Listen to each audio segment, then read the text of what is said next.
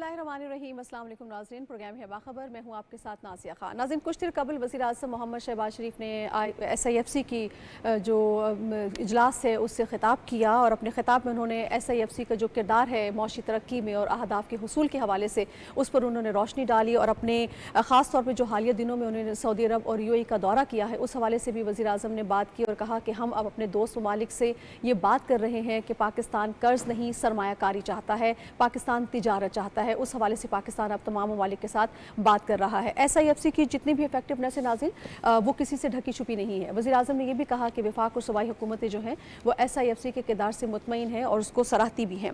साथ साथ वज़ीर आज़म ने यह कहा कि उसकी जो अफादियत है वो हर गुजरते वक्त के साथ जो है वो बेहतर से बेहतरीन होती जा रही है।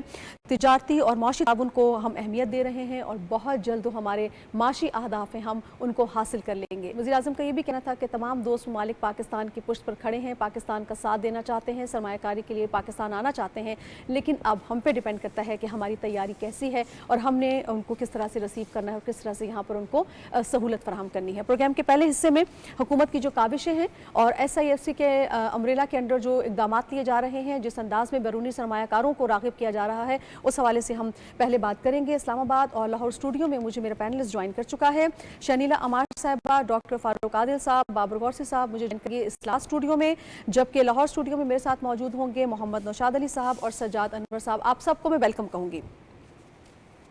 सबसे पहले शनीला, मैं आप ही की जानिब आऊँगी। SIFC के तहत गैर मुल्की सरमायाकारी और मुल्की मईशत के इस्तेहकाम का जो सफ़र है वो जारी है। SIFC की कामयाबी से जो नाकिदीन है वो खाइफ क्यों है? देखिए, नाक़दीन जो हैं वो पाकिस्तान की कामयाबी से ख़ाइफ़ हैं, तो उनको तो ऐसी कोई भी चीज़ जिसकी वजह से पाकिस्तान तरक्की कर रहा होगा या पाकिस्तान की भलाई के अवाम की भलाई हो रही होगी या पाकिस्तान की अवाम जो है उनकी मुश्किलात में कमी होगी तो वो तो उसकी पे तनकीद करेंगे, वो उसकी राह में रोड़े अटकाएँगे।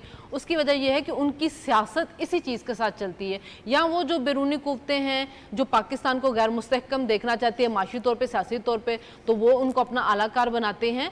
तो इस वजह से ये जो सिलसिला ये जारी रहेगा और आप ये देखें कि इस जो SIFC की कंटिन्यूटी जो तरक्की है वो पीछे से एक कंटिन्यूटी चली आ रही है बहुत सी चीज़ों के साथ। अब मुल्क के अंदर अगर हम देखें तो महंगाई में कमी हो रही है। जब महंगाई में कमी हो रही है तो उसकी वजह से जो अशिया ज़रूरिया है जो वो गरीब आवाम की पहुँच में आ रही हैं। अब उसके बाद जो दूसरा मरहला है जिसकी तरफ हुकूमत ने जाना है वो यही है कि आप बैरूनी सरमायाकारी के ज़रिए आपके मुल्क के ज़र मुबादला के ज़हायर बढ़े। जब आपके ज़र मुबादला के ज़हायर बढ़ेंगे, आपके मुल्क के अंदर डॉलर आना शुरू हो जाएंगे तो उससे ये होगा कि डॉलर की जो कीमत है वो नीचे कम होनी शुरू हो जाएगी और आपका रुपया जो स्ट्रेंथन होगा। अब हमारे मुल्क में जो अशिया ज़रूरती की कमी के बाद जो मेजर मसला है वो है आपने बिजली, गैस और पेट्रोल की कीमतें जो हैं उसको कम करना है, तो वो आपकी लिंक है डॉलर के साथ। तो जाहिर जब बैरूनी सरमायाकारी होगी आप दूसरी दुनिया को राग़िब करेंगे अपनी तरफ और ये जो कौंसल बनाई गई है इसका काम ही यही है कि उसने फैसिलिटेट करना है, उसने हर प्रोसेस को तेज़ करना है ताकि जल्द से जल्द जो है वो उनके मामला तय हो जाए और जो सरमायाकार है वो पाकिस्तान के अंदर आए। और जो सरमायाकार आ रहा है जाहिर है उसने भी प्रॉफिट अपने मुल्क को वापस भेजना है, तो उसके लिए भी ज़रूरी है कि ज़र मुबादला के ज़हायर आपके बेहतर हों। जैसे पिछले दिनों कुछ टेलीकॉम कंपनियों ने कहा कि जी अब ज़र मुबादला के चूँकि ज़हायर बेहतर हो रहे हैं तो हम प्रॉफिट को बाहर भेज रहे हैं, तो पाकिस्तान के अंदर हमें अब नज़र आ रहा है कि जो इकॉनमी के डायरेक्शन है वो दुरुस्त सिमत की तरफ जा रही है। तो ये सारा मसला है कि जब ज़र मुबादला के ज़हायर आएंगे वो उससे आपका जब डॉलर की कीमत कम होगी तो आपकी बिजली की कीमत कम होगी, आपकी गैस की कीमत कम होगी, आपके पेट्रोल की कीमत कम होगी, उसकी वजह से और ज़्यादा जो महंगाई है उसमें कमी आती जाएगी। जैसे कि आप अगर दूसरी दुनिया के जो इकॉनमी को कवर करने वाली रिपोर्ट मैगजीन्स हैं या इदारे हैं, अगर आप उनको देखें तो वो यही पेशन गोई कर रहे हैं कि इस रवा साल के अंदर पाकिस्तान में महंगाई की शरह जो है वो 25% पे जाएगी, फिर आगे जाके 12% पे जाएगी, फिर 10% पे जाएगी। और जो मुस्लिम लीग नवाज का मंशूर है कि उन्होंने बिजली की कीमतों में 30% कमी करनी है और महंगाई को 5% पे लेके आना है, तो उसके लिए बहुत ज़्यादा ज़रूरी है कि सरमायाकारी बेहतर हो। तो जो उनके मुखालफिन हैं, जो पाकिस्तान के मुखालफिन हैं, वो ये प्रोपेगेंडा इस कौंसिल के खिलाफ जारी रखेंगे। उनको बात सूट ही नहीं करती कि पाकिस्तान बिल्कुल करे। बिल्कुल डॉक्टर साहब, SIFC ने अब तक जो किरदार अदा किया है या जिस अंदाज में वो आगे लेके चल रहा है उस किरदार को आप कैसे देखते हैं और क्या पाकिस्तान जो बैरूनी सरमायाकारों को अपनी तरफ राग़िब कर रहा है उसके लिए हम खुद तैयार हैं? अच्छा, वो तो देखें नाज़िया, अगर हम तैयार हैं तो इसीलिए हमने SIFC बनाई है। लेकिन मैं ज़रा सा अगर आपकी इजाज़त हो तो आपके पिछले सवाल पर फोकस करना चाहता हूँ। मेरा सवाल ये है کہ جن لوگوں کا آپ نے ذکر کیا کہ ناقدین کون ہیں، کیا کوئی ایسے ناقدین ہیں جو پاکستان سے باہر بیٹھے ہیں یا کچھ پاکستان کے اندر ہیں؟ کون ہیں یہ لوگ؟ ان کی شناخت ضروری ہے، اور پھر شناخت کرنے کے بعد ان کا کنڈکٹ ڈسکس کرنے کی ضرورت ہے۔ ٹھیک، دیکھیے کچھ لوگ تو وہ ہیں جو پاکستان سے باہر ہیں، جنہیں تشویش اس بات پر ہے کہ گوادر پورٹ اگر فعال ہو جاتا ہے اور اکنامک کوریڈور اپنے فل سوئم پر آ جاتی ہے اور اس سے جو فوائد ملنے ہیں پاکستان کو اور ریجن کو وہ ملنے شروع ہو جاتے ہیں، تو اس سے وہ یا تو وہ کہتے ہیں یا ہمیں حصہ دیں، ایک بلیک میلنگ، اور یا پھر یہ کہ انہیں تکلیف ہے کہ اچھا پاکستان اپنے پاؤں پہ کھڑا ہو جائے گا۔ اگر پاکستان اپنے پاؤں پہ کھڑا ہو جاتا ہے تو پھر پاکستان کی طرف دیکھ کے بدزبانی کیسے کر سکیں گے؟ ایک پہلو تو اس کا یہ ہے، لیکن پاکستان کے اندر بھی ایک پہلو ہے۔ ایک فارن سیکرٹری تھے پاکستان کے، ہمایوں خان، ان کی کچھ عرصہ پہلے کتاب آئی جو پاکستان اور انڈیا کے درمیان جو غیر روایتی مذاکرات ہوتے تھے اور اس میں جو ان کے پرانے فارن سیکرٹریز اور ڈپلومیٹس اس پہ جو ان کے درمیان ڈائیلاگ ہوتا تھا، اس پر مبنی ایک کتاب آئی ہے، نام اردو میں اس کا رکھا گیا سفارتی فرق۔ اس میں انہوں نے یہ لکھا، اب آپ یہ دیکھیں میں کیا بات کرنے جا رہا ہوں۔ باچا خان اور عبدالولی خان ضیاء الحق کے زمانے میں انڈیا گئے، وہاں ان کا علاج بھی ہوا، اور سرکاری سطح پر وہاں راجیو گاندھی وزیر اعظم تھے اس وقت اور سرکاری مہمان تھے، اور جب باچا خان وہاں پہنچے تو راجیو گاندھی نے ان کو ریسیو کیا۔ اچھا، اب یہاں وہ اپوزیشن میں تھے، سخت تنقید کر رہے تھے، اس کی پولیٹیکل وجوہات بھی تھیں اور بین الاقوامی وجوہات بھی تھیں کہ افغانستان میں جو جہاد یا جنگ ہو رہی تھی اس پہ بھی وہ اختلاف کرتے تھے۔ لیکن آپ کو میں بتاؤں کہ ہمایوں خان لکھتے ہیں کہ ان دونوں بزرگوں نے پاکستان سے باہر قدم رکھنے کے بعد پاکستان کی انٹرنل پالیٹکس کے بارے میں ایک لفظ نہیں کہا۔ ایک بات۔ دوسری بات، ایوب خان کے زمانے میں ایوب خان نے کچھ پولیٹیکل پارٹیز پر پابندی لگا دی، ان میں ایک جماعت اسلامی تھی، جو جماعت اسلامی بڑا ہدف تھی ایوب خان کا، اور مولانا مودودی اس وقت جماعت کی قیادت کرتے تھے۔ مولانا مودودی لندن گئے اور وہاں میڈیا جمع ہوا، اور انہوں نے جیسے میڈیا سوال کرتا ہے انہوں نے پاکستان کے انٹرنل پالیٹکس کے بارے میں سوال کیا۔ تو انہوں نے کیا کہا؟ انہوں نے کہا کہ میں اپنے اختلافات کی گٹھڑی باندھ کے وہیں پاکستان میں رکھ آیا ہوں، یہاں میں پاکستان کا سفیر ہوں، مجھ سے اس بارے میں بات کریں، یہ بتائیں کہ کشمیر کا مسئلہ کب حل ہو رہا ہے۔ تو یہ ہے اسلوب۔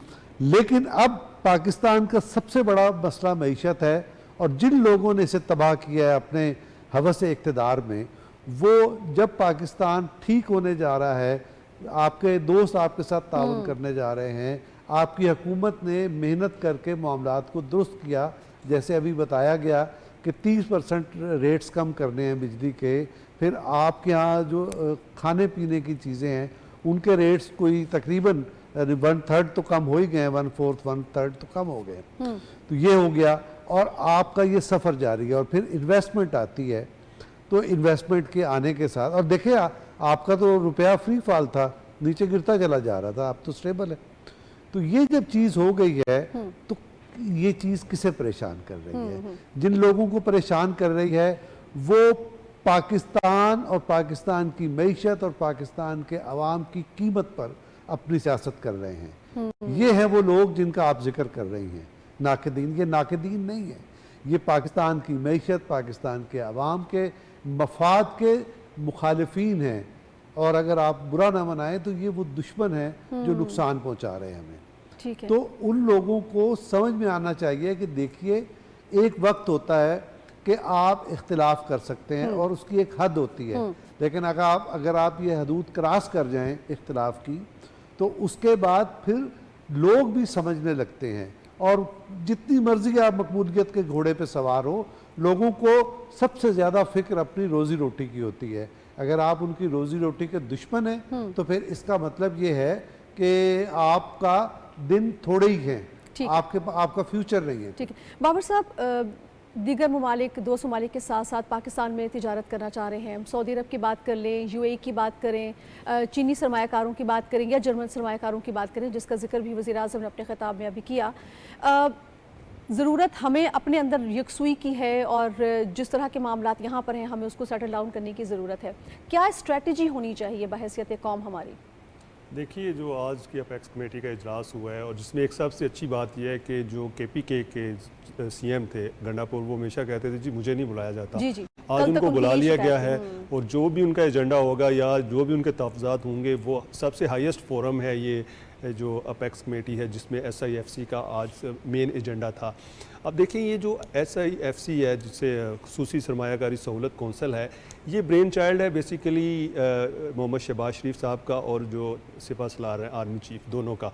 और ये दोनों हमेशा हम कहते हैं कि जी पाकिस्तान की तरक्की के लिए लाज़िम व मलज़ूम है कि जी हमारी जिसे हम कहते हैं इस्टेब्लिशमेंट और हुकूमत जो है वो सेम सफ़े पर हो। और बहुत अरसे के बाद आपको ये नज़र आ रहा है कि इस वक्त जो हुकूमत और जो हमारी तमाम इदारे हैं वो एक पेज पर हैं। हाँ। तो इससे ये है कि आपको जो आपके दोस्त ममालिक हैं जिनका आपने ज़िक्र किया है, वो भी यही चाहते हैं कि पाकिस्तान स्टेबल हो, क्योंकि उनके लिए पाकिस्तान की स्टेबिलिटी उनके तोफ़्फ़ुज़ के साथ जुड़ी हुई है। क्योंकि आज भी उन ममालिक को अगर कोई मसाइल का सामना करना पड़ता है सिक्योरिटी के हवाले से या किसी और के हवाले से, तो पाकिस्तान ही वहाँ पर जाके उनको हमारी जो मुसल्लह अफ़वाज है वो सपोर्ट करती है। तो इसलिए वो समझ रहे हैं कि पाकिस्तान इस वक्त इकनॉमिक क्राइसिस में है और पाकिस्तान को इकनॉमिक क्राइसिस से निकालने के लिए वो हमारी हेल्प करने के लिए इधर हैं, यानी कि वो सरमायाकारी करेंगे। यहाँ पे जिस तरह भी शहबाज शरीफ साहब मुत्तहिदा अरब अमारात के दौरे पर गए और उन्होंने कहा कि हम $10 बिलियन जो हैं वो पाकिस्तान में इन्वेस्टमेंट करने के लिए तैयार हैं। इसी तरह सऊदी अरेबिया ने भी ये बात की है, चाइना भी हमारे साथ इन्वेस्टमेंट करने को तैयार है। और इस वक्त हमें इस चीज़ की ज़रूरत है कि अपने तमाम जो इख्तलाफात हैं उनको बलाए ताक रख कर जो भी SIFC जो है फ़ैसले करता है उस पर ऊपर अमल करना चाहिए। अगर उसके ऊपर हम मिनो अन अमल करेंगे और उसको आगे लेकर जाएंगे तो आप देखिएगा कि पाकिस्तान में, इस तरह डॉक्टर साहब ने कहा कि इस वक्त सबसे जो पाकिस्तान का बड़ा मसला है वो मईशत है। अगर हम मईशत को ठीक कर लेते हैं तो बहुत से जो मसाइल हैं वो ऑटोमेटिकली हल हो जाएंगे।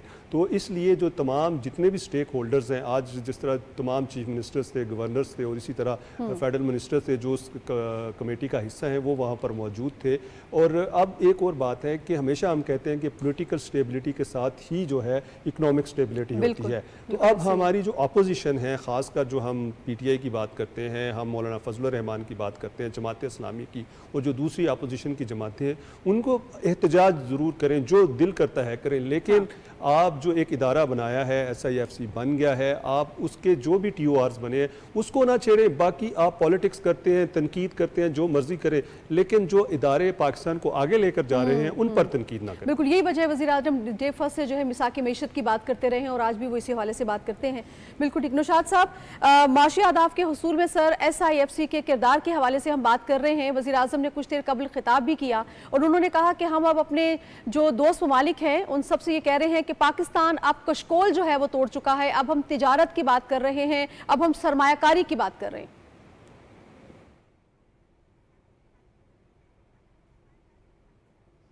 जी यकीनन देखिए, हम देख रहे हैं SIFC का किरदार जो है PDM की गवर्नमेंट में के वक्त से शुरू हुआ और आज हम इस पोजीशन पे हैं कि आप अरबों डॉलर की इन्वेस्टमेंट के मुआहदे तकरीबन कर चुके हैं। आपने खुद हवाला दिया कि सिर्फ सऊदी अरब और चीन और UAE नहीं बल्कि दूसरे ममालिक भी जो हैं उनके साथ मुख्तलिफ मामलात के ऊपर बातचीत जारी है। IT कॉन्फ्रेंस की बात भी कल की गई थी, हमने यहाँ डिस्कशन की थी। लेकिन मैं ये ज़ाती तौर पर समझता हूँ कि जिस तरफ डॉक्टर साहब ने इशारा किया है ना, वो बड़ा अहम है। आज वज़ीर आज़म ने भी एक तरफ इशारा किया है, वो कहने को वो बात बिल्कुल जाते जाते उन्होंने कही है, लेकिन उसमें बड़ी जिसे कहते हैं गहराई मौजूद है अगर उसको सोचा और समझा जाए। वज़ीर आज़म ने कहा कि आज हम लोग जो हैं मेहनत कर रहे हैं, मेहनत पर यकीन रखते हैं। ये जितनी बातें आपने कही कि कशकोल तोड़ दिया है और हम तिजारत करना चाहते हैं, इनके साथ हम जादू टोने के ऊपर बिलीव नहीं करते। हम जादू टोने की जो बात है, वो जो काम है, वो जो सिलसिला है, उससे आगे नहीं जाना चाहते।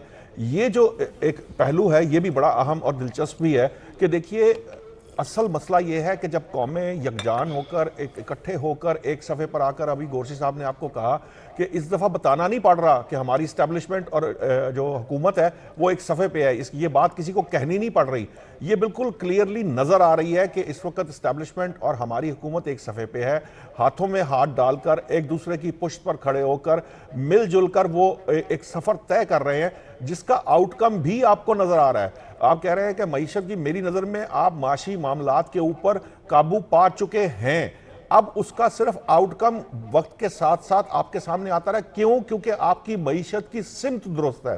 یہ جو جس ٹائم کا، جس وقت کا حوالہ ڈاکٹر صاحب نے آپ کو دیا ہے، دیکھیے وہ ایک وقت تھا کہ جب آپ سی پیک کی $45 بلین کی انیشیل انویسٹمنٹ کے ساتھ کام کرنا چاہ رہے تھے اور خیال کیا جا رہا تھا کہ آپ تقریباً 100-150 ارب کی اس سے جڑی ہوئی انویسٹمنٹ ہے کہ اگر وہ اپنے وقت پر سی پیک جو ہے وہ اس کا کام ہو رہا ہوتا تو آج ملک کے اندر $100-150 ارب کی انویسٹمنٹ ہو چکی ہوتی۔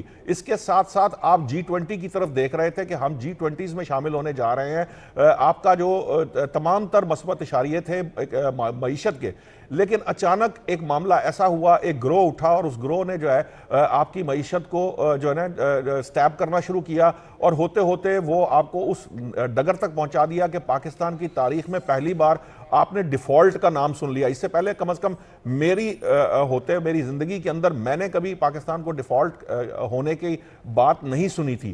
اب معاملہ یہ ہے کہ میری نظر میں معیشت جو ہے وہ سٹیبل ہو چکی ہوئی ہے، معاشی سٹیبلٹی آ چکی ہے، آپ جس معاشی پیکٹ کی بات کرتے ہیں وہ ہو چکا ہوا ہے۔ اب معاملہ صرف ہے ایک گروہ کا جو آپ کو مسلسل یہ کوشش کرتا ہے، چاہے وہ بجٹ پہلے دے کے کوشش کرے کہ جی ہم اپنے صوبے میں جہاں ہمیں لوگوں نے ووٹ دیا ہے وہ بجٹ وہ پہلے دینے کی کوشش کر رہا ہے، جس کا 90-80-90% کا دار و مدار وفاق پر ہے، اور وفاق نے بھی ابھی بجٹ کے جو خد و خال ہیں وہ طے نہیں کیے۔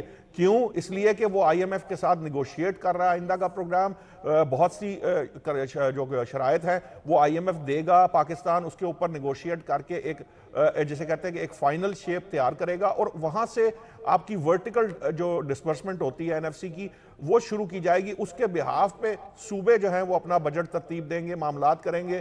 وہاں سیلز ٹیکس بڑھانے کی بات ہو رہی ہے، اور ایک صوبہ جو ہے وہ ٹیکس میں انڈیو قسم کی کنسیشنز دے چکا ہے، جو آئی ڈونٹ نو وہ کہاں سے آئیں گی۔ وہ صوبہ جس کے مالی معاملات جو ہیں وہ بہت حد تک دگرگوں ہیں، لیکن اس کے باوجود وہ $100 ارب کا جو ہے وہ سرپلس بجٹ دے رہا ہے۔ یہ وہ چیزیں ہیں جو آپ کے معاملات کو خرابی کی طرف لے جاتے ہیں۔ جب آپ کے مالی معاملات کو اس طرح سے آپ ڈیل کریں گے تو، اور اس کے اوپر سیاست کریں گے اور سیاست جاری رکھیں گے اس حد تک بھی کہ آپ ایک طرح سے وفاق پہ چڑھائی کرنے کی کوشش کریں گے۔ آپ سیاسی اور معیشت کے معاملات کو نشاط صاحب الگ رکھنے کی ضرورت ہے۔ صحیح کہا آپ نے سجاد انور صاحب، جس انداز میں SIFC اپنے مینڈیٹ کو لے کے چل رہے ہیں سر، آنے والے سالوں میں معیشت کی آپ کیا شکل دکھے؟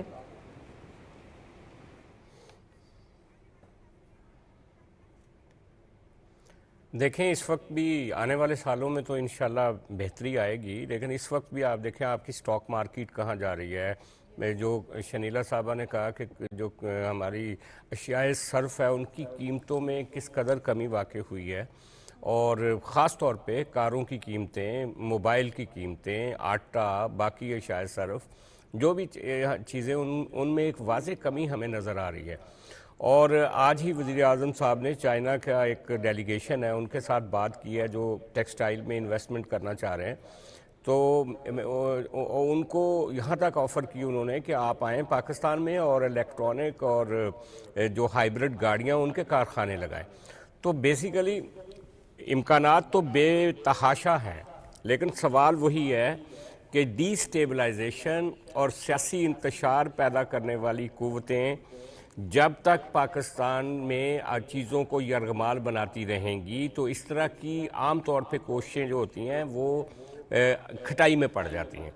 تو کوشش یہ کرنی چاہیے کہ یہ والی جو انتشاری گروپس ہیں ان کو کس طریقے سے نیوٹرلائز کرنا ہے اور کیسے پاکستان کو ڈی سٹیبلائزیشن سے بچانا، اور کس طریقے سے یہ جو SIFC کا سفر ہے اس کو کامیابی کی طرف لے کر جانا ہے۔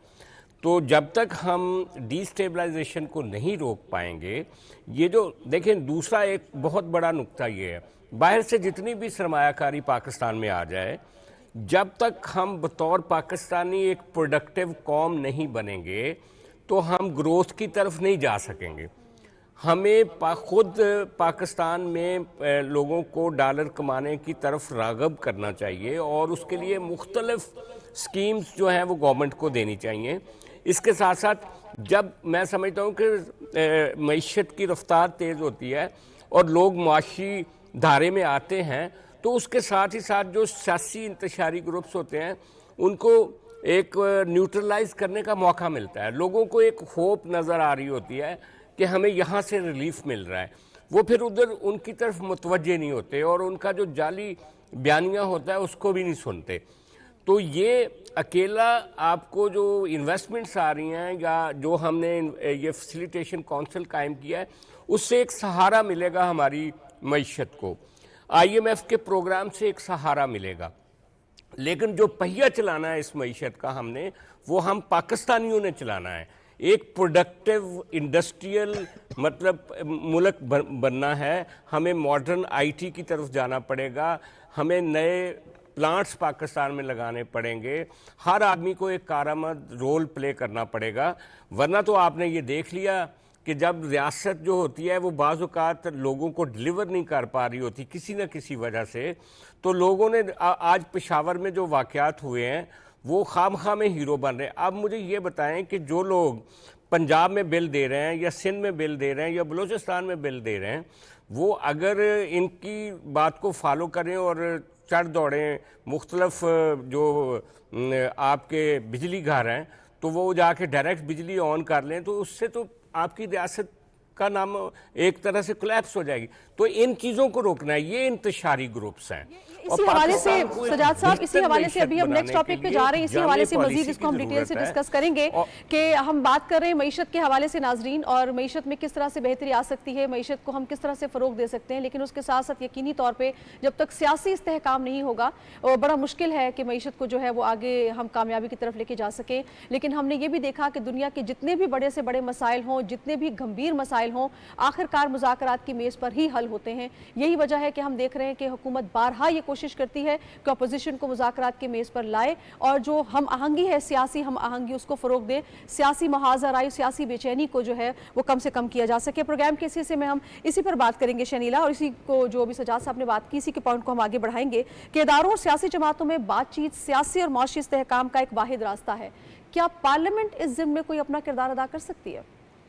ایک تو پارلیمنٹ جو ہے نا مدر آف آل انسٹیٹیوشن ہے, ٹھیک ہے, اور تمام اداروں کی جو آئین جو بنتا ہے وہ پارلیمنٹ بناتی ہے. اس آئین کے اندر تمام اداروں کے جو ہے نا وہ حدود و قیود جو متعین کر دی جاتی ہے. تو اگر وہ جو ادارے ہیں اگر اپنی اپنی حدود کے اندر رہیں اور پارلیمنٹ کی بنائی ہوئی چیزوں کو بائی پاس مت کریں, یا پارلیمنٹیرینز جو ہیں وہ جو کام کر رہے ہو تو ان کو ہر وقت لائن حاضر نہ رکھیں, تو میرے خیال میں چیزیں جو پاکستان کے اندر بہت بہتر ہو سکتی ہیں. ایک دوسرے کے ادارے کے اندر بلا وجہ کی جو آپ اپنے حدود سے تجاوز کرتے ہوئے انٹرفیرنس کر رہے ہیں دوسرے اداروں کے کاموں کے اندر, یا اننیسیسری ہمیں عدالتوں سے جو ریمارکس سامنے آ رہے ہوتے ہیں اس سے بہت زیادہ مسئلے جو ہیں وہ کھڑے ہو جاتے ہیں. کیونکہ جب ایسی کوئی چیز ہوتی ہے تو پھر اس سے آپ کے ملک کے اندر غیر یقینی کی صورتحال پیدا ہو جاتی ہے سیاسی طور پہ. وہ جو غیر یقینی کی صورتحال پیدا ہوتی ہے سیاسی طور پہ, پھر وہ آپ کی معیشت کو جو ہوتی ہے نا اس کو متاثر کرتی ہے. جب IMF پاکستان کے ساتھ مذاکرات کر رہا تھا تو IMF نے جو اپنی ایک پریس ریلیز جاری کی تھی اس کے اندر انہوں نے یہ بات کہی تھی کہ آپ کے ملک کے اندر سیاسی طور پہ بہت غیر یقینی ہے, اس کو آپ ٹھیک کریں بات چیت کے ذریعے تاکہ آپ کے ملک کے اندر معاشی جو استحکام ہے وہ آئے. تو بہت ضروری ہے کہ پارلیمنٹ جو ہے وہ اب اپنا رول اس طرح سے ادا کرے, جو پارلیمنٹیرینز ہیں ان کی کمیٹیاں بنائیں, وہ جا کے دوسرے اداروں کے ساتھ جا کے بات چیت کریں اور ایک دوسرے ادارے کی رسپیکٹ کرنی ہوگی. لیکن سب سے پہلے تمام اداروں کو پارلیمنٹ کی رسپیکٹ کرنی ہوگی. جب تک آپ پارلیمنٹ کی رسپیکٹ نہیں کریں گے, پارلیمنٹ کے اندر بننے والے قانون جو ہے اس کی رسپیکٹ نہیں کریں گے, ان پہ عمل درآمد نہیں کریں گے, تو اس وقت تک جو ملک کے حالات ہیں وہ ٹھیک نہیں ہو سکتے ہیں. تو بہت ضروری ہے کہ پارلیمنٹ کی رسپیکٹ کریں, ادارے اپنے حدود کے اندر رہیں, تو ہمیں اس ملک کے اندر سیاسی استحکام نظر آ جائے گا. نہیں تو پھر جو 75 سال سے ہم دیکھ رہے ہیں وہ آگے بھی چلے گا تو ریاست پھر نہیں رہے گی. ٹھیک ہے, ریاست بچانی ہے تو سب کو اپنا کردار ادا کرنا ہوگا, کسی ایک ادارے کا یہ کام نہیں, پارلیمنٹ کی سپریمیسی کو ماننا ہوگا. بالکل. ڈاکٹر صاحب, ملک کی جو سیاسی جماعتیں ہیں اس وقت جو موجود تلخیاں ہیں, دشنام ترازی ہے, محاذ رائی ہے, سیاسی بے چینی ہے, اس کو کیسے ختم کیا جا سکتا ہے, کیسے سیٹل ڈاؤن کیا جا سکتا ہے؟ اور پھر وہی سوال جو شنیلا سے میں نے پوچھا, پارلیمنٹ کیا کر سکتی ہے؟ اچھا دیکھیں, یہ جو ساری خرابی پیدا ہو گئی ہے نا, اور یہ جو سوال پیدا ہوا جو آپ کر رہی ہیں, دوسری دفعہ تو کر لیا, ابھی 3-4 دفعہ اور کریں گی آپ, تو یہ کیوں پیدا ہوا یہ سوال؟ یہ سوال اسی لیے پیدا ہوا کہ پارلیمنٹ کے کردار کو تسلیم نہیں کیا گیا, اور پارلیمنٹ کے کردار کو, فیصلہ کن کردار کو چونکہ تسلیم نہیں کیا گیا, لہذا چیزیں بکھر رہی ہیں. مثال میں آپ کو دیتا ہوں, اس سارے عمل کے نتیجے میں اب انڈا پہلے پیدا ہوا یا مرغی, اس بحث سے ہمیں کوئی فائدہ نہیں ہوگا. ہم کہیں سے بھی بات پکڑ لیتے ہیں. مثلا آج یہ ہوا کہ ایک گروہ جو ہے, ایک رکن صوبائی اسمبلی کی قیادت میں جا کے بجلی گھر پہ اس نے قبضہ کر لیا, اور اس نے سوئچ پہ قبضہ کر لیا, آن آف والے سوئچ پہ. یہ کیا ہے؟ یہ ہے رول آف لا کو رگیدنا, اور کس بندے کے ذریعے؟ جو خود پارلیمنٹ کے ایک حصہ ہے, اس کے ذریعے. تو آپ خود اس کا, یعنی پارلیمنٹ کا ایک رکن پارلیمنٹ کی توہین میں ملوث ہے, تو اور وہ ملک میں لا لیسنس کو ہوا دے رہا ہے, جیسے سجاد صاحب نے کہا. نمبر 1. نمبر 2, آپ یہ دوسرا واقعہ دیکھیں کہ آپ نے ابھی نوشاد صاحب ذکر کر رہے تھے کہ بجٹ پیش کر دیا آپ نے, اور بجٹ جو ہے آپ کیسے پیش کر سکتے ہیں؟ آپ مشترکہ مفادات کونسل میں نہیں آئے, آپ نے اپنی ضروریات نہیں بتائیں, آپ نے یہ نہیں, آپ کو معلوم کہ وفاق سے وفاق کو آپ نے دینا کیا ہے, وفاق سے آپ نے لینا کیا ہے, وہ سب چیزیں طے نہیں ہوئی ہیں, اور آپ بجٹ پیش کر رہے ہیں. یہ کیا ہے؟ یہ ایک ہڑبونگ مچی ہوئی ہے, چیزیں یعنی اس کے لیے مجھے مناسب لفظ نہیں مل رہا, بہت ہی, یعنی ہر چیز گتھم گتھا ہو گئی ہے. اور یہ اسی لیے ہوئی ہے کہ ہم نے پراپر ادارے کا احترام نہیں کیا.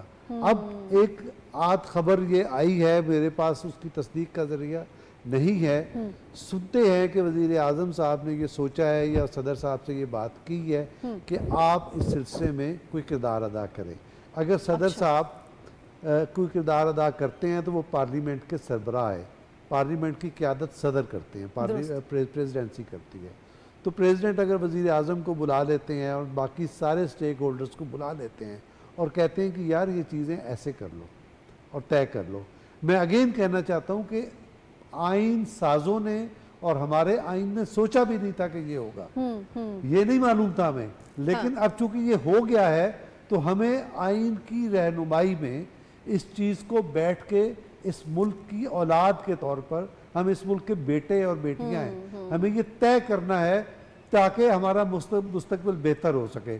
لیکن اگر ہم میں سے کوئی فریق اور ہم میں سے کوئی سٹیک ہولڈر اور کوئی سیاسی جماعت اگر اس کا عمل کا حصہ نہیں بنتے تو پھر ہمیں سوچنا پڑے گا کہ یہ کون لوگ ہیں. بالکل ٹھیک. بابر صاحب, کیا آپ ایگری کرتے ہیں ڈاکٹر صاحب کی اس بات سے؟ کیونکہ یہ تو ہم پہ ایک بہت بڑی اخلاقی ذمہ داری بھی عائد ہوتی ہے تمام سیاسی جماعتوں پہ کہ جس پارلیمان کی وہ بات کرتے ہیں, جس حوالے سے وہ تنقید بھی کرتے ہیں جب ان کے خلاف کوئی بات ہو یا کوئی اس طرح کی کوئی سچویشن ہو, لیکن اس کے احترام کی جب بات آتی ہے, اس کی سپریمیسی کی جب بات آتی ہے, وہاں پر ہم دیکھتے ہیں کہ اس طرح سے اس کا خیال نہیں رکھا جاتا, پاسداری نہیں رکھی جاتی. دیکھیے, پارلیمنٹ وہ فورم ہے جس سے تمام چیزیں جو ہیں, جس طرح شنیلا نے کہا کہ اس کی حدود اور قیود طے کر لی جاتی ہے. اور پارلیمنٹ کیسے وجود میں آتی ہے؟ پارلیمنٹ جو ہم لوگ سارے جتنے بھی پاکستانی جو بھی شہری ہیں وہ ووٹ دیتے ہیں, تو اس کے نتیجے میں پارلیمنٹ جو ہے وہ وجود میں آتی ہے. اور یعنی کہ پارلیمنٹ نمائندہ ہے لوگوں کی, اور جو پارلیمنٹیرین ہے وہ فیصلے کرتے ہیں ملک کو رن کرنے کے لیے. ابھی آپ دیکھیں کہ جو بھی جتنی بھی سیاسی جماعتیں ہیں ان کو جو فائدے حاصل ہوتے ہیں یا جو کو اپنی بات کر سکتے ہیں, کھل کے بات کر سکتے ہیں کسی فورم پر بھی, وہ پارلیمنٹ ہی ہے. وہاں پہ جا کے آپ اپنی بات بھی کرتے ہیں, اپنے لیڈر کی بھی بات کرتے ہیں, پاکستان کی بھی بات کرتے ہیں, غریبوں کی بھی بات کرتے ہیں, ہر طرح کی بات کرتے ہیں, ٹیکس کی بھی بات کرتے ہیں. لیکن انفارچونیٹلی وہی لوگ جو ہیں جب ان کے اپنے مفادات ہوتے ہیں تو وہ کہتے ہیں کہ یہ پارلیمنٹ سب سے سپریم ادارہ ہے. لیکن جیسے ہی دیکھتے ہیں کہ اب ہمارے مفادات نہیں ہیں تو وہ پھر سمجھتے ہیں کہ پارلیمنٹ تو ایک ربڑ سٹمپ ہے, اس کو کوئی مانتا نہیں, پاور کوریڈور کہیں اور ہے. لیکن آپ دیکھیں کہ جو تحریک عدم اعتماد آئی تو اس کے نتیجے میں وہی پارلیمنٹ تھی جس کو وہ آگے رکھ کر وہ تمام فیصلے کر رہے تھے. وہ تو سپریم کورٹ نے انٹرفیئرنس کی, وہ تمام چیزیں ہو گئیں. تو اگر حقیقی طور پہ پارلیمنٹ کو مان لیا جائے, تمام پولیٹیکل جتنی بھی سیاسی جماعتیں ہیں وہ حقیقی طور پہ مانیں کہ پارلیمنٹ سب سے بڑا فورم ہے اور اسی نے ہی تمام فیصلے کرنے ہیں اور اس سے آگے ہم نے کہیں نہیں جانا, تو یہ آج ہی پارلیمنٹ کی جو ہے وقار ہے اس میں اضافہ بھی ہوگا. اور دوسری بات یہ ہے کہ اس وقت جو صورتحال ہے, جو جس طرح ڈاکٹر صاحب نے بات کی ہے کہ اس وقت پولیٹیکل انسٹیبلٹی کی کوشش کی جا رہی ہے, یعنی کہ پولیٹیکل انسٹیبلٹی لانے کی کوشش کی جا رہی ہے. ملک جو ہے اسٹیبلٹی کی جانب چل رہا ہے. جس طرح نشاط صاحب نے ایک بڑی اچھی بات کی, انہوں نے کہا ہے کہ ہمیں اکنامک اسٹیبلٹی کی ضرورت نہیں, اسٹیبلٹی آ چکی ہے. بالکل انہوں نے ٹھیک بات کی ہے. اسی طرح سیاسی استحکام آ چکا ہے, ایک گروہ ہے. اب دیکھیں جس طرح ڈاکٹر صاحب نے کہا کہ ایک گروہ ہے, اس کی جو قیادت ہے ایک پارلیمنٹیرین نے کی اور وہاں پر جا کے قبضہ کر لیا. یہ وہ چیزیں ہیں جو کہ نہیں ہونی چاہیے, ان پہ سخت سے سخت سزا ہونی چاہیے. یہی پارلیمنٹ ہے جو سزائیں جو ہیں وہ نافذ کرتی ہے, یہی پارلیمنٹ ہے جو قوانین بناتی ہے. اور دوسرا یہ ہے کہ تمام جتنے بھی ادارے ہیں, وہ ہماری عدلیہ ہے, وہ ہماری فوج ہے, وہ ہمارے دوسرے ادارے ہیں, ان تمام کو آپ جس طرح ہم کہہ رہے ہیں کہ کسی کو شک کی گنجائش نہیں رہنی چاہیے. تمام جو لوگ ہیں وہ ملک کے لیے کام کر رہے ہیں اور اپنی حدود و حدود میں رہ کر کام کر رہے ہیں. کئی دفعہ حالات ایسے ہو جاتے ہیں کہ ان کو وہ چیزیں کرنی پڑتی ہیں جو کہ لوگ اینٹی اسٹیٹ وہ آپ سمجھتی ہیں کہ ایکٹیویٹیز میں ہوتے ہیں, اس لیے وہ ان کو کرنا پڑ جاتی ہیں. تو اس لیے میں یہ سمجھتا ہوں کہ جو بھی ادارے کام کر رہے ہیں اچھا کام کر رہے ہیں. پارلیمنٹ بھی ایک ادارہ ہے, تو پارلیمنٹ چونکہ سب کا سربراہ ادارہ ہے, اس لیے وہ جو ڈائریکشن دیتا ہے اس کے مطابق کام ہو رہا ہے. میں نشاط صاحب آپ کی جانب آؤں گی. سر, کیا اس ساری صورتحال میں کسی گرینڈ ڈائلاگ کی ضرورت ہے؟ اس سے مسائل حل ہو سکتے ہیں, سیاسی استحکام آ سکتا ہے؟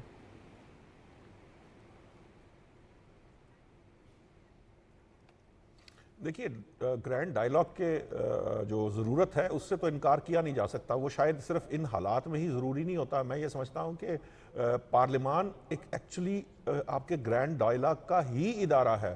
وہاں ڈائلاگ ہی کیا جاتا ہے اور پارلیمان ہی ہے جہاں پر اس طرح کا ڈائلاگ ہونا چاہیے.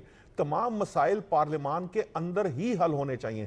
لیکن مسئلہ یہ ہے کہ یہ جو پارلیمان کو سمجھنا, اس کی اہمیت کو جاننا اور پارلیمنٹیرین ہو کر اس ذمہ داری کو سمجھنا, وہ پارلیمنٹیرین کا کام ہے. اب مسئلہ یہ ہے کہ یہاں ایک شخص کی ایک خوشنودی حاصل کرنے کے لیے میں اپنی تمام تر جو سیاسی جسے کہتے ہیں کہ میری ذمہ داری ہے یا میری عوامی ذمہ داری ہے, یا مجھ پر اگر میرے کندھوں پر کوئی ایسا بوجھ ہے جو کسی صوبے کی نمائندگی کا ہے, یا میں صوبے کو لیڈ کر رہا ہوں, اگر میں وہ ذمہ داری ادا نہ کر رہا ہوں تو پھر اس کے اندر مسائل پیدا ہونا شروع ہو جاتے ہیں. ڈائلاگ سے کبھی بھی انکار نہیں کیا جا سکتا. مسئلہ یہ ہے کہ اس کے لیے فریقین کا راضی ہونا بھی ضروری ہے. یقیناً حکومت کی ذمہ داری ہے کہ وہ اپوزیشن کو ساتھ لے کے چلے, لیکن کہیں نہ کہیں اپوزیشن جو عوام کے اپنے آپ کو نمائندہ ہونے کا دعویٰ کرتی ہے, اس کی بھی کچھ ذمہ داری ہے. اسی طرح سے جس گروہ کے بارے میں ہم بات کر رہے ہیں, جس سیاسی انتشار کی ہم بات کر رہے ہیں, وہ کسی دوسرے, تیسرے, چوتھے, پانچویں, چھٹے گروہ سے نہیں آ رہا.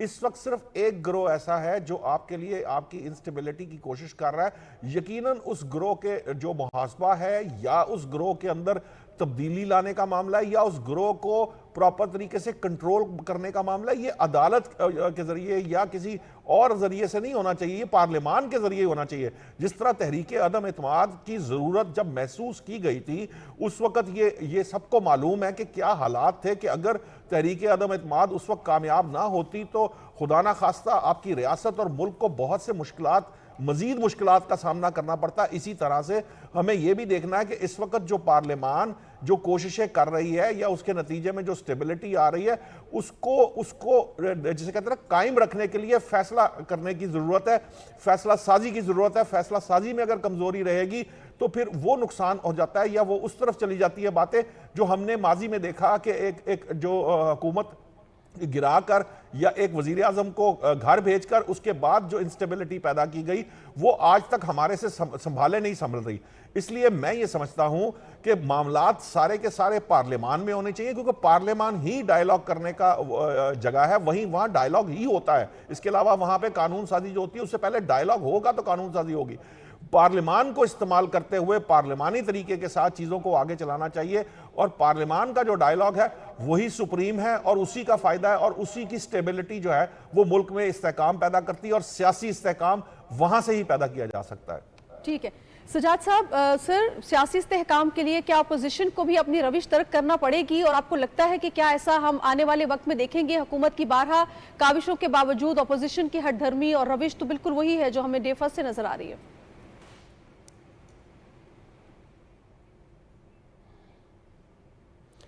دیکھیں اپوزیشن کے حوالے سے تو مجھے کوئی حسن ظن نہیں ہے، اور سٹیبلٹی اس وقت تک آئے گی بھی نہیں جب تک اپوزیشن آپ کی جو ہے وہ کانسٹیٹیوشنل فریم ورک کے اندر، پارلیمنٹ کے اندر آ کے اپنے آپ کو کنڈکٹ نہیں کرتی۔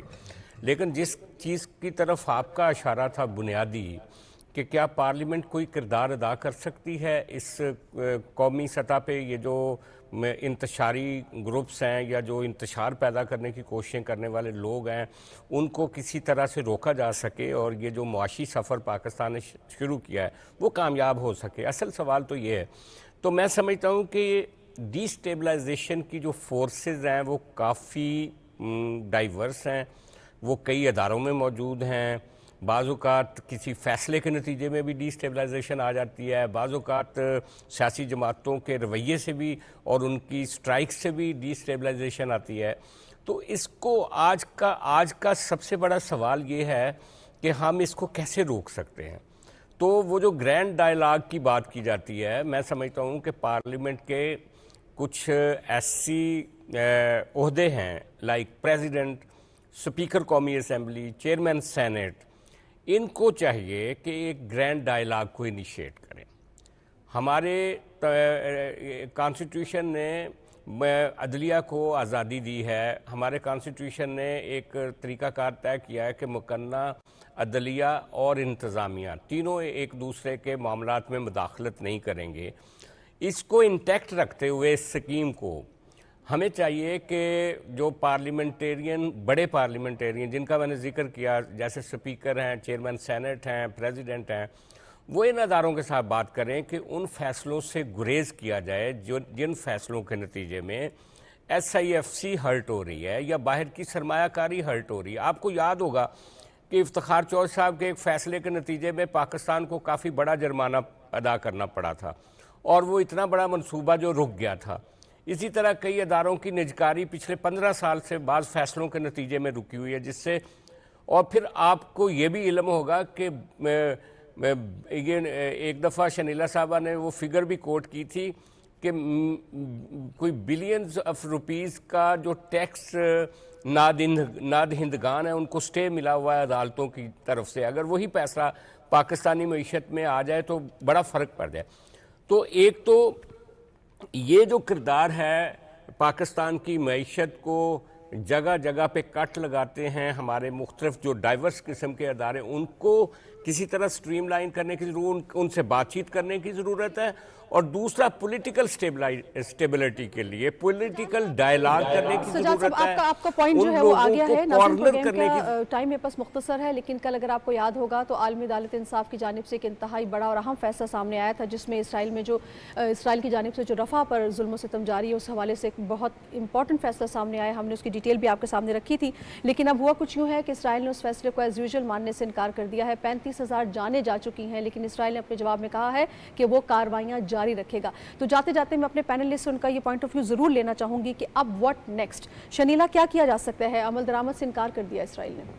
دیکھیں، جب تک آپ کی اقوام متحدہ کی سلامتی کونسل میں ویٹو کرنے والی طاقتیں جو ہیں اسرائیل کا ساتھ دیتی رہیں گی تو اسرائیل انہی کے سر کے اوپر چڑھ کے جو ہے وہ اپنے یہ انکار اور یہ سب چیزیں کرتا رہے گا۔ تو انٹرنیشنل پریشر جو ہے وہ اسرائیل کے اوپر آنا بہت زیادہ ضروری ہے۔ جب وہ پریشر آئے گا تو اسرائیل کو ہر حالت میں ڈاکٹر صاحب آپ سمجھتے ہیں کہ انٹرنیشنل پریشر کو بڑھا کے اس کو مجبور کیا جا سکتا ہے؟ جی بالکل، میرا تو اس سلسلے میں مستقل موقف یہی ہے کہ یہی ہونا چاہیے۔ اور یہ دیکھیں جیسے امریکہ میں اور بعض دیگر ملک میں اسٹوڈنٹس نکلے ہوئے ہیں، ہے نا، اور اسی طرح سے امریکہ کو اسلحے کی فراہمی روکنے کا اعلان کرنا پڑا ہے۔ تو میں نے یہ تجویز پیش کی تھی کہ وہ سارے ملک جو اس وقت اسرائیل کی زیادتی کو تسلیم کرتے ہیں، वो मुल्क जिन्होंने इसराइल को फ़लस्तीन को बतौर रियासत तस्लीम कर लिया है मौजूदा हालात में, तो हमें उनसे रब्ता करना चाहिए और ठीक एक है। ऐसा प्लेटफॉर्म बनाना चाहिए ताकि दबाव बढ़ता चला ठीक है जाए। बाबर साहब, एफर्ट्स को बढ़ाने की ज़रूरत है। बिल्कुल, जो फैसला दिया इखलाकी तौर पे जो इस वक्त इसराइल है वो तो हार चुका है, और जो उसके साथ देने वाले हैं इखलाकी तौर पे वो भी हार चुके हैं। कम से कम ये तो हुआ है कि आलमी अदालत इंसाफ ने ये कह दिया है कि जो कुछ वहाँ पे हो रहा है गलत हो रहा है, यही दुनिया की जीत है। ठीक है, बिल्कुल ठीक। सजाद साहब, आप क्या समझते हैं, इसराइल पे दबाव डाला जा सकता है? इसराइल की जानिब से एक दफ़ा फिर हटदर्मी का मुजाहरा करके इनकार किया गया है सर।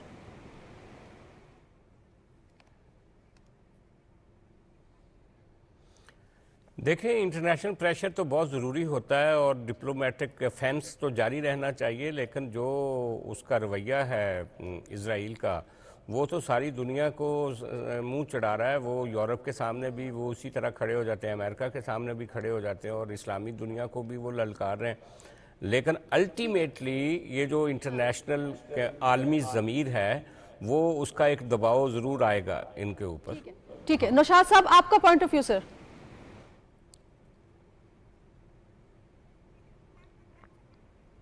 देखिए, मेरी नज़र में यही तरीक़ाकार है कि इस प्रेशर को बढ़ाया जाना चाहिए, जितना मैक्सिमम बढ़ाया जा सकता है वो बढ़ाया जाना चाहिए, क्योंकि इसराइल ने माननी नहीं है ये बात सुनीला की, ठीक है कि जब तक सलामती कौंसिल में वीटो करने वाले मौजूद हैं उस वक्त तक जो पुश्तपनाही मौजूद रहेगी इसराइल के खिलाफ और वो किसी की बात नहीं सुनेगा। जी बिल्कुल, वही बात जो शनीला लिखी। बहुत शुक्रिया तमाम पैनलिस्ट जिन्होंने मुझे ज्वाइन किया। नाज़रीन, आपने बाखबर देखा, अपने फीडबैक से आगाह कीजिएगा, दुआ में याद रखिएगा। नाज़िर खान को इजाज़त दीजिए, अल्लाह ने के बाद।